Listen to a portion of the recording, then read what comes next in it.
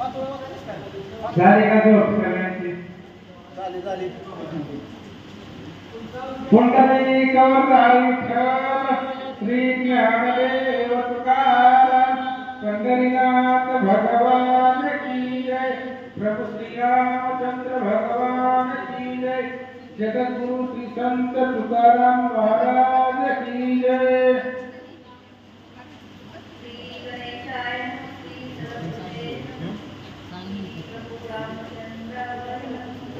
मोठ्याने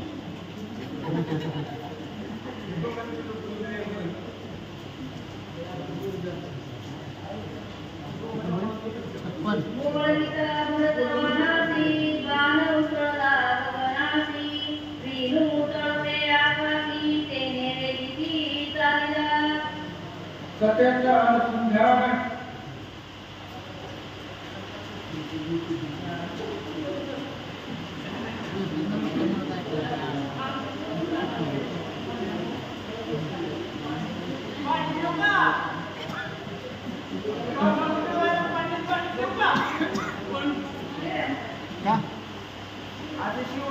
सातवा अध्याय चालू शेवटचा 50 सातवा अध्याय 59 नंबर ओवी 7 वाजता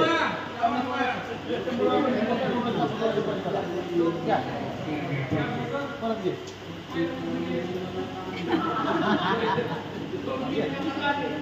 56 ओवी नंबर द्या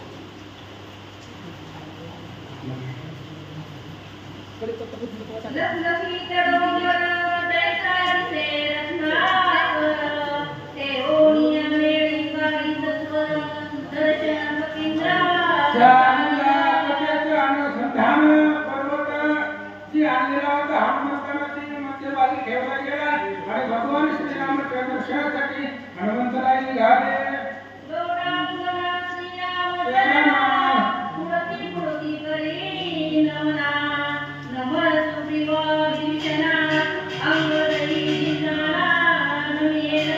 आणि पर्वत ठेवल्यानंतर भगवान श्रीरामचंद्रांना लोटांगण घातला।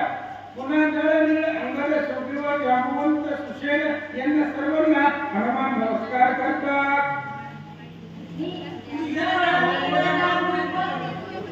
बरोबर आहे 59 नंबर चालले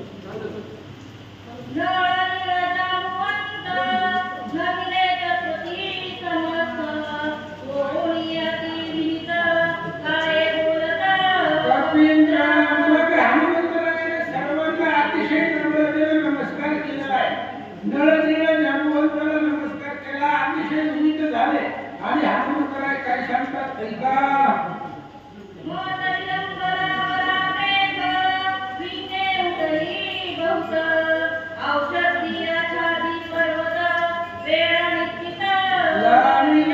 हनुमंताने सांगायला सुरुवात केली भगवंत मला उशीर लागला येण्यासाठी क्षमा असावी कारण रस्त्यामध्ये जाताना मला अनेक विघ्न लागली आणि त्या विघ्नाला मात देत असताना मला उशीर झाला त्यामुळे क्षमा असावी।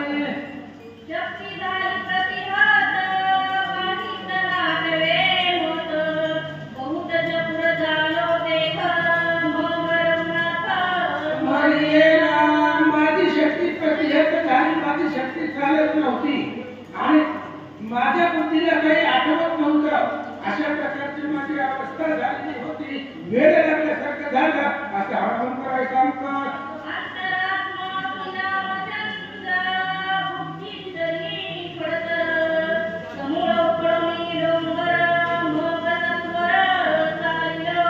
आणि माझी शक्ती प्रतिहत झाली मला औषधी ओळखू येत नव्हत्या मग मी रामचंद्राचा धावा केला धावा पावा श्रीरामा माझा अपराध करी क्षमा संकटी पडिल दुर्गमा सर्वतम धाव वेगी अशा प्रकारचं स्मरण केल्यानंतर बुद्धीची बुद्धी आपण अंतरात्मा रघुनंदन त्याने हृदय प्रवेश होणार कपिनंदन प्रबोधिला मग तट असणारा भगवंतांना अंतर जाणणारा तो राम आहे आणि त्या रामाने मला बुद्धी दिली मला बुद्धी सुचली पर्वतच हातावरती घेतला आणि निघालो।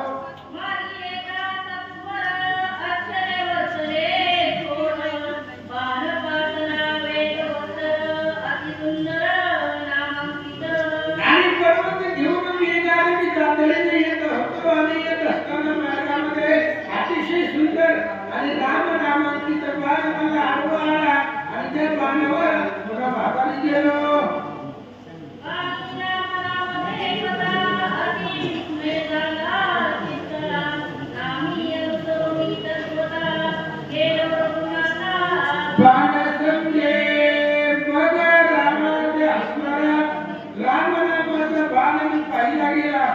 आणि त्या बाणावरती रामनाम बघितलं. मला अतिशय आश्चर्य वाटलं, विस्मय वाटला. आणि ती बाण मला तिकडे नाही, तिकडे त्या बाणाच्या पाठीमागे गेलो.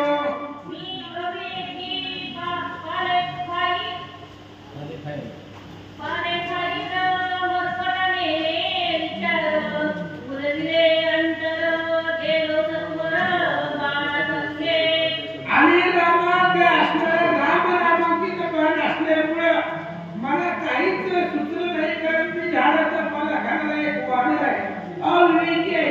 कुठल्याही प्रकारचा विचार केला नाही. त्या रामनामानं माझं अंतर भुलवून टाकलेलं होतं.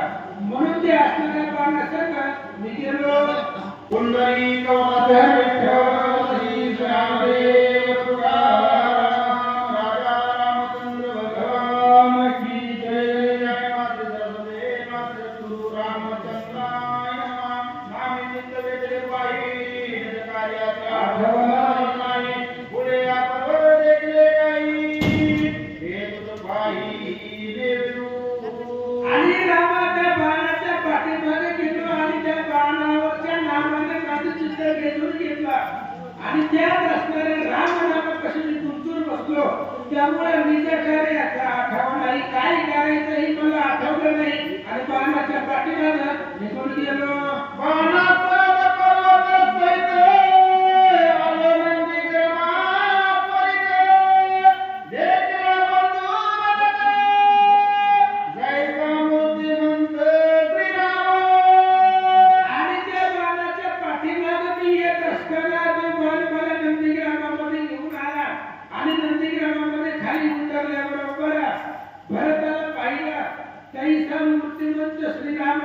दुसराच श्रीराम आहे की काय असं मला वाटू लागला. राम ब्रह्म माझे चित्त प्रगटे झाला. सौमित्र सावरी त्वरित हे तेरे गुणाचं काला. आणि भरताला रामच समजलं गेलं. मला मूर्तिमंत रामच दिसला आणि राम भ्रमाने माझं चित्त भ्रमून गेला. म्हणून मला राग आला. लक्ष्मणाला तिथे एकट्याला सोडून इथं रामचंद्र कळाला. म्हणून रागाच्या आवेशामध्ये खूप काही बोललो, क्षमा करा. अविचार विवाद बोले बोलला हाती तिकडे तेरे भूमीरे क्षमा करो. आणि भगवंत अविचारी वानर आहे. मला विवेक नव्हता, विचार सुचत नव्हता. राम रूपाने माझं चित्त भ्रमित झालेलं होतं. त्यामुळे मी खडखड अशा प्रकारचे बोललो. त्यामुळे मला क्षमा करा. पुन्हा चरणावरती माता ठेवला. भरत प्रेमार्जुते प्रेमे बोललासी चित्त देवाना संपादिता देवे मिलते सर्वदा. आणि भरताचं प्रेम सांगितलं. अद्भुत अशा प्रकारचं प्रेम होतं. प्रेमाने चित्त लोभलं गेलं. त्यामुळे तिथं पाहिजे तिथं असणारा भरतच दिसू लागला. रामचंद्राची अवस्था आहे आणि प्रेमानं धन्य लागले. धन्य भरताचे जीवित धन्य भरताचे चरित धन्य भरताचे व्रत राम सेवित सर्वदा. आणि भरताचं जीवन धन्य आहे, कारण जीवनामध्ये राम आणि रामकथा आहे. भरताचं आचरण धन्य आहे, कारण मुखामध्ये सदुदित रामकथा आहे. मुखामध्ये रामचंद्राचं स्मरण आहे. भरताचं व्रत धन्य आहे, कारण रामाशिवाय त्याला दुसरं काहीच माहिती नाही. आणि सदुदित रामनामाचं सेवन भरताची करत होते. धन्य भरताचे जीवन धन्य भरताचे वचन धन्य भरताचे श्रीराम दीर्घन सेवी सर्वदा. रामचंद्राचं जीवन धन्य आहे. भरताचं जीवन धन्य आहे. भरताचं आचरण धन्य आहे. आणि भरताचं ज्ञान धन्य आहे, कारण विष्णूचं पवित्र त्याचे ज्ञान भगवंताच्या अनुसंधानाचं ज्ञान भरताचं होतं. म्हणून भरताचं ज्ञान धन्य आहे. रामचंद्राचं सर्वदा सेवन करतो असं सांगा. धन्य भरताचा धन्य भरताचा विख्यात धन्य भरताचा सिद्धार्थ निर्गुणाचं सर्व कर्मी.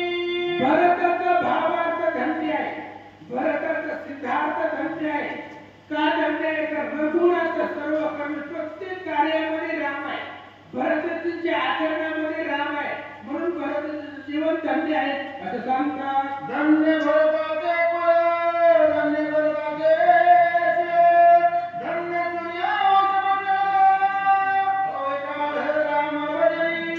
आणि रामाचे असणाऱ्या भरताचं कुळ धन्य आहे, भरताचं शिळ धन्य आहे आणि सूर्यवंशाची जी तुमची माळ आहे ती सुद्धा अतिशय धन्य आहे. कारण त्या सूर्यवंशामध्ये अविकलानं कट्टाळा न करता सदुदित रामाचं चिंतन करणारे लोकपुरुष त्या सूर्यवंशामध्ये येतात. म्हणून सूर्यवंशाची माळ धन्य आहे. हनुमान सांगतात भरत राम प्रेमा बोला, राम भरत रामे बोला, भरत रामे सर्वाये भरला श्रीराम. आणि रामाच्या भरताचे अवश्य अवस्था झालेली आहे की त्या भरताच्या प्रेमाविषयी भरत भरून गेलेले आहेत. भरताच्या असणाऱ्या अनुसंधानामध्ये सबाह्य आतमध्ये आणि बाहेर सुद्धा अंतःकरणामध्ये राम भरलेला आहे आणि बाहेर नंदीग्रामाची अवस्था सुद्धा रामच झालेली आहे असं हनुमान सांगतात. निवृत्ती शेट्टी महाराज हे जोड. भरत रे कोणी राम, मन रे भरत भाव, भरत गेला देव हो वितळा. आणि मी भरताला पाहिलं की रामा माझी अवस्था तीच झालेली भरताची झालेली होती. राम स्मरणाने आमचं चित्त लोकलं गेलं, चित्ताला लोप झाला भजनाचा आणि त्याच्यामुळे जी भरताची अवस्था होती ती आमची झाली. हे भावाला विसरलो असं हनुमान सांगतात. रे कथा भरत प्रेम गळे, नेत्रात गती झाली इच्छा, देखण पण भरते माझे नैन व्यापे. रे कथा भरत प्रेमाची ध्यान, एकांती वृत्ती झाली चिन्ह, देखणे पणे भरते जान, माझे नयन व्यापे. आई पता भरत गजानन पवना, देवाने पंधरे श्रवण, नव झाले त्याच्या मान, अनाथ गहन लागले.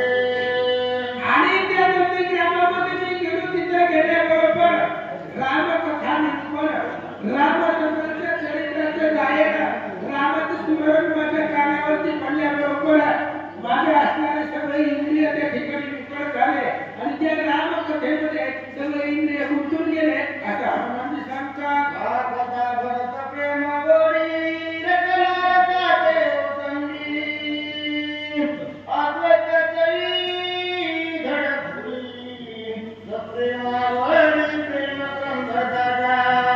आणि रामाच्या असणाऱ्या नंदीग्रामामध्ये गेलो आणि राम अमृताची गोडी जिभेने चापून पाहिली. त्यावेळेस जिभेला बाकीचे रस आवडले नाही. रामाची गोडी सदुदित आवडायला लागली. बाकीचे सगळे असणारे रस तुच्छ मानले गेले आणि तिथेच रामकथा ऐकत बसावी, रामनामाची गोडी सदा सेवन करत बसावी असं जिभेला वाटलं होतं. अवकट भरत गंगी, वायुनादा अंगी, अंग तोडलं निरांगी, वर्षकांगी प्रेम वायू.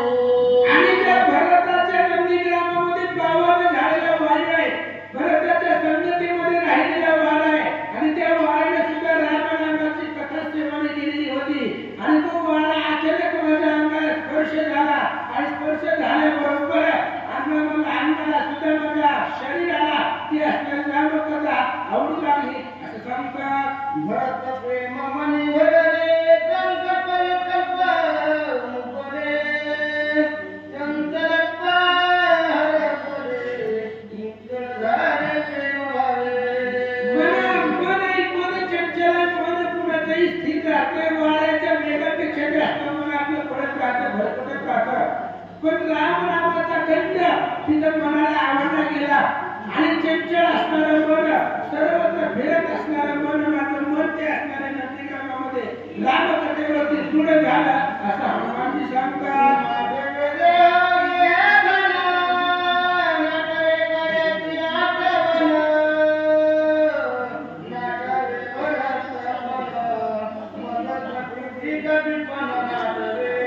आणि सर्व इंद्रियाने राममय अवस्था झाल्या मग मला बाकीचं काही आठवण गेलं तर रामनामामध्ये चित्त गुंतून गेलं. मग मला कार्याची आठवण राहिली नाही. मी हनुमान हेही माझ्या लक्षात नाही. पुढचा भरत आहे हे सुद्धा विसरून गेलो आणि सर्व वृत्तीचा राममय होऊन जाते. भरत आकर्षिली राती मावळणी वयस्कृती कैसा राम कैसा मारुती उर्मिला पतीत मरे कोण. आणि रामाच्या नंदीग्रामामध्ये गेल्यानंतर माझी वृत्ती भरताना आकर्षण घेतलेली होती. माझी वृत्तीच राममय झालेली होती. त्यामुळे माझ्या लक्षामध्ये येत नव्हतं कोण राम आहे कोण भरत आहे कोण लक्ष्मण आहे. आणि आम्ही दोघेही राममय झालो रामच झालो.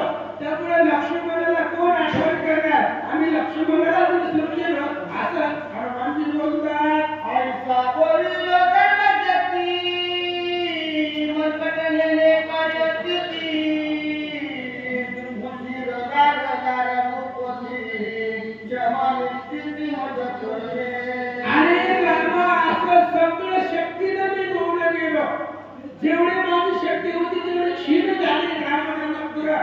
आणि मला भरतजीने त्यांच्या प्रेमामध्ये गुंतवून टाकलं. त्याच्यामुळं आम्हाला इथं येण्यासाठी उशीर लागला. त्या नंदीग्रामाच्या ठिकाणी बसलो गेलो. म्हणून रामचंद्र मला क्षमा करा.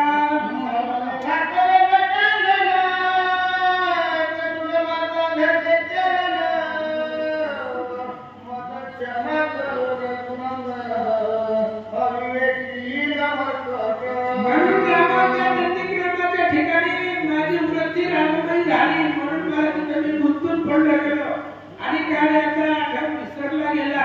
आणि म्हणून मला येण्यासाठी उशीर लागला. म्हणून मला क्षमा करा. शेवटी मी झाडाचा पाला खाणारा वानर आहे, अविचारी आहे, अविवेकी आहे असं हनुमानजी बोलतात.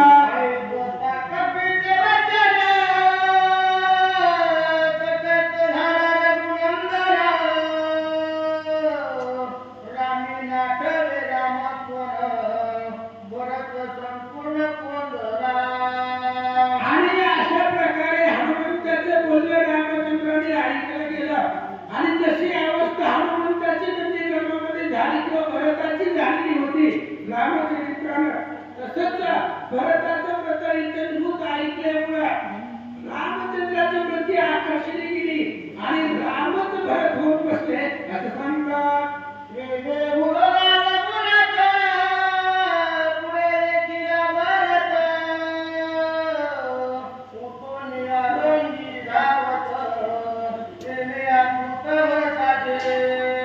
अद्भुत भरताचं प्रेम आहे की त्या भरताने रामच भरून गेले. आणि ऐकत ऐकत राम उठले आणि पुढे हनुमाना हे सुद्धा विसरले गेले. आणि हनुमंतालाच भरत समजून रामचंद्राने मिठी मारली. अशी भरत रामचंद्राची वृत्तीचा भरतमय झाले.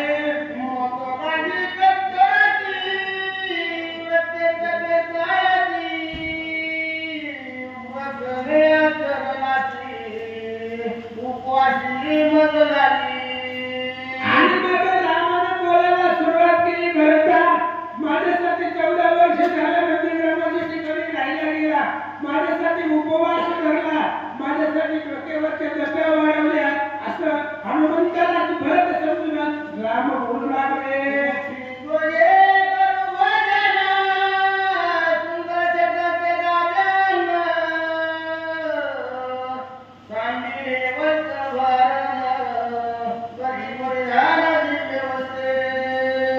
आणि राम बोलू लागले, उठ म्हणजे भरता उठ. ही असणारे जे काही वनवासाचे कपडे ती सगळी काढून टाक. दिव्य अशा प्रकारची राजवस्त्र परिधान कर. आणि ही असणारी वनवासावरती फळं वगैरे खाणं बंद करू. आणि राजांना राजा जो अन्न खातो ते असणारे राजांना सेवन करू असं रामचंद्र बोलतात.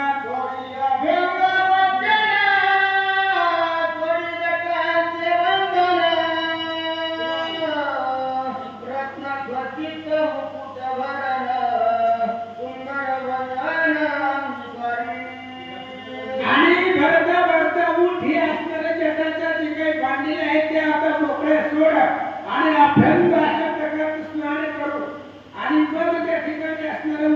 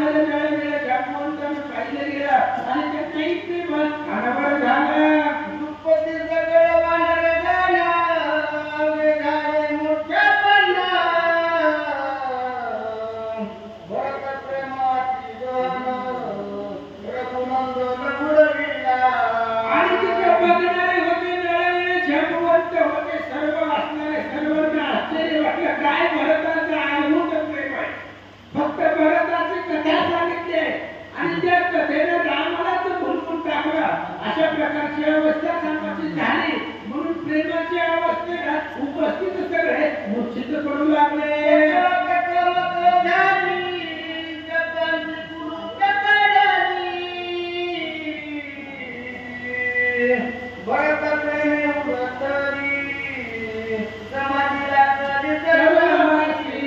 आणि सगळ्या शब्दाला कुलूप पडली गेली. सगळ्यांनी पूर्ण ध्यान केला. मूर्छित अवस्था सर्वांची झाली गेली. कारण प्रत्येक राममयी झालेली होती. रामचंद्र भुलून गेलेला होता असं सर्वांनी पाहिलं गेलं.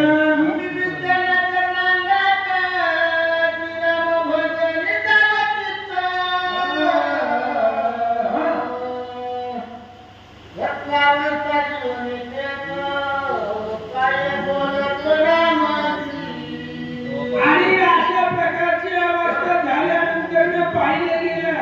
विभीषण सावध होते तेही रामस्मरणाला, रामचंद्राच्या स्मरणाला विभीषणची सदोदित सावध होते.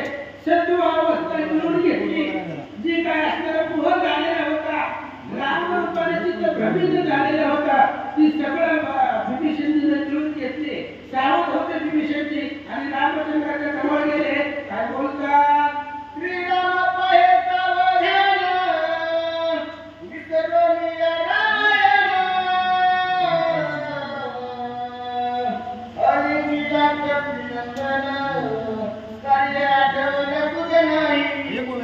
विभीषणजी रामाच्या जवळ गेले आणि रामाला सांगितलं, रामा सावध व्हा म्हणले. ज्याला तुम्ही भरत म्हणून त्या ठिकाणी असणारा मिठी मारलेली आलिंगन दिलेला आहे, तो असणारा भरत नाही, तो हनुमान आहे. लक्ष्मणाला आपल्याला उठवायचंय. सूर्य उगवण्याची वेळ झालेली आहे आणि तो हनुमान औषधी घेऊन आलेला आहे असं भरतजी सांगतात.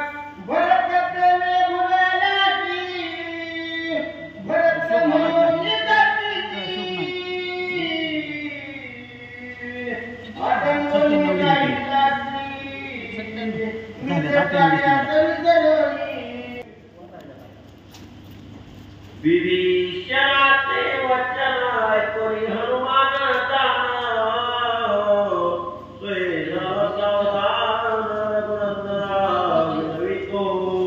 विभीषणाने असं बोलल्यानंतर हनुमंतराया सावध झाले.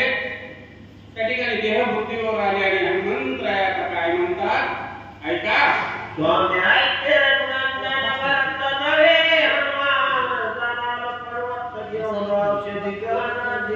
प्रभू सावध व्हा, मी भरत नाहीये. मी तुमचा सेवक असणारा हनुमंत आहे.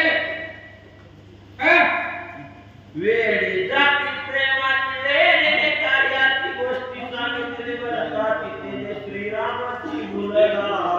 खरोखर प्रेमाची जात ही वेळी आहे बघा. कारण आपण प्रेमात आहोत म्हणून असं वेळेसारखं या ठिकाणी एकत्र आलेलो आहोत. आणि हे प्रेमाचं वैशिष्ट्य आहे. आणि ग्रंथकर्ते बाबा म्हणतात प्रेमात सगळेच भुलले, तसा रामही भुलला. शक्ती भेदे जो मित्रे जाण पडला असे सत्यासी करावे सावधान रावण कंदन करावया. तर प्रेमात भुलून नाही जाणार. लक्ष्मण या ठिकाणी बेशुद्ध अवस्थेमध्ये पडलेला आहे. त्याला अगोदर उठविणं महत्वाचं आहे. मरकटपाले काही रणे कार्य कार्यांतर बहुत लाविला शेवशील शमरवी. भगवंता मी एक वनचर आहे, पाले खाणारा आहे. माझ्याकडे बुद्धी नाही, माझ्याकडे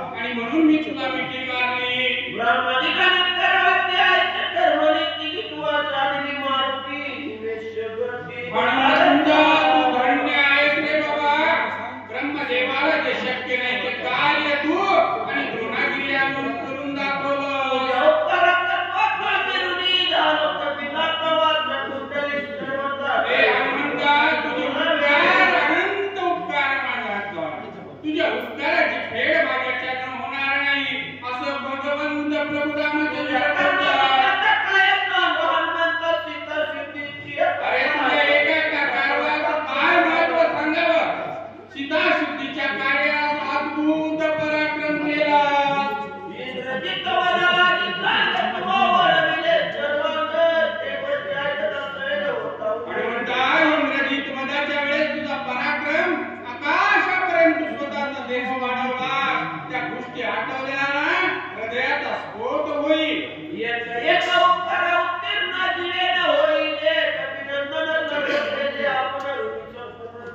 हे हनुमंता तुझ्या एकाही उपकारातून म्हणजे उतराई होता येणार नाही असे अनंत उपकार तू माझ्यावर केले.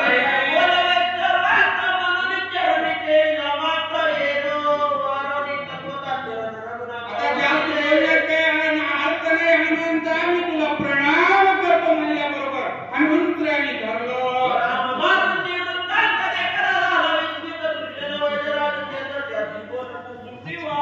आणि मग अशा प्रकारे या भक्ताचं आणि देवाचं संभाषण ऐकलं आणि सत्वबुद्धीचा त्या ठिकाणी सुग्रीव विभीषणाला काय म्हणत आहे.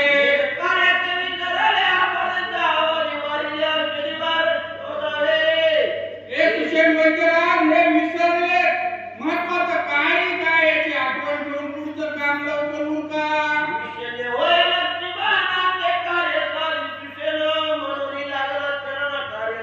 आणि सुग्रीवाने हात जोडून विनंती केली, सुचेना लक्ष्मणाला ताबडतोब उठवण्यासाठी उपचार करा.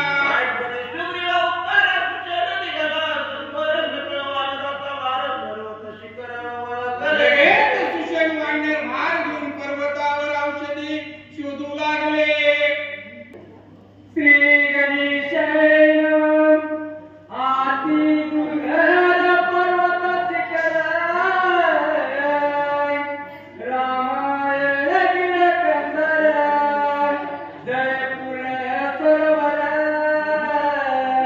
कामार मुरार सोबत. या ठिकाणी असणारा द्रोणागिरी पर्वत कसं दुर्गट अशा प्रकारचं दुर्गट अशा प्रकारचं शिखर होतं. आतमध्ये असणारा त्या ठिकाणी झाडं झुडपं त्या ठिकाणी असणारं सरोवर असं सुशोभित ते द्रोणागिरी आणलेला पर्वत त्या ठिकाणी आणलेला आहे. आगराचे झाले बहुकाय चंदन मंगल पुराण कपाळी जात पर्वती बहुत पुष्प जाते. त्या द्रोणागिरी पर्वतावर असणार चंदनाचे झाड आहेत, जाई जुईच्या वेली आहेत, सरोवर आहे. अशा प्रकारचं सुशोभित या ठिकाणी तो पर्वत द्रोणागिरी आहे. सर्वरे करी काय निरंतर सकारे भक्ती पुढे आविजले चौफेर किलकिलती. या ठिकाणी त्या पर्वतावर असणारे सरोवराच्या आजूबाजूला पक्षी किलकिल अशा प्रकारचं करू लागले. असं सुंदर त्या पर्वतावरचं वातावरण सांगितलेलं आहे. आतिरके पर्वत वानरे सायरा हिंडत सुजन वैरागते औषधे तोदियत वेगे.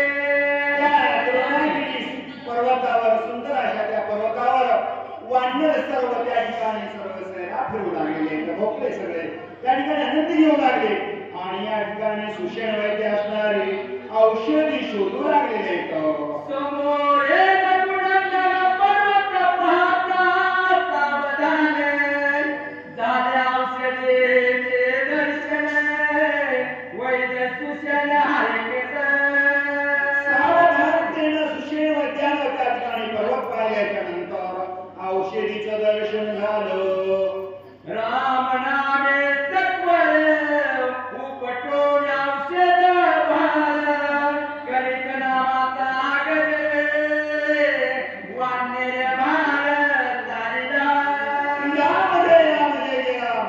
औषधी दिसल्याच्या नंतर तात्काळ राम नामाचा ओंकार या ठिकाणी गजर केला. राम नामाचा या ठिकाणी त्या ठिकाणी कलोट केला आणि औषधी भार उठून हातामध्ये घेतलेला असतो. उतरून पर्वत तरी औषध पूर्ण केल्याची रस घेऊन आता काही शक्ती होती. औषधी वैद्यानं औषधी घेतल्या पर्वताची असणार खाली उतरलेले आहेत आणि त्या औषधी चूर्ण करून रस लक्ष्मणाच्या जखमेमध्ये जिथं असणार त्या ठिकाणी जखम झाली होती त्याच्यामध्ये घातला रस घालित तत्पर सावध नव्हे त्वमित्र तुझे न झाला चिंताकुर काय विचार तुझेना औषधी असणार सुषेण त्याला माहित होत्या त्या औषधी घेतल्याच्या नंतर चूर्ण केलं त्याचा रस असणारा लक्ष्मणाच्या जखमेमध्ये तिथं शक्ती लागली होती त्या वेळामध्ये घातल्याच्या नंतर लक्ष्मण सावध होईना गेला सुषेण वैद्य चिंता दूर झालेली आहे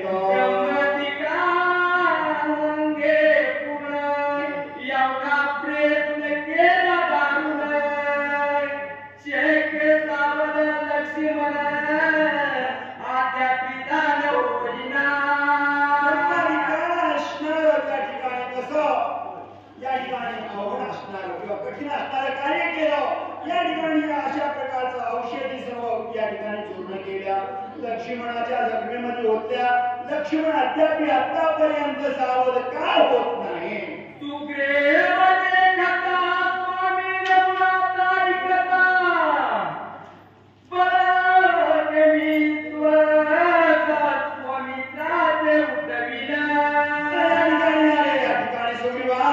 मी म्हणलो होतो या ठिकाणी मी आता सुमित्रा होती मी लक्ष्मण होती काय करू आता या ठिकाणी विचार मला काही कळत नाही मी असा रांग झालो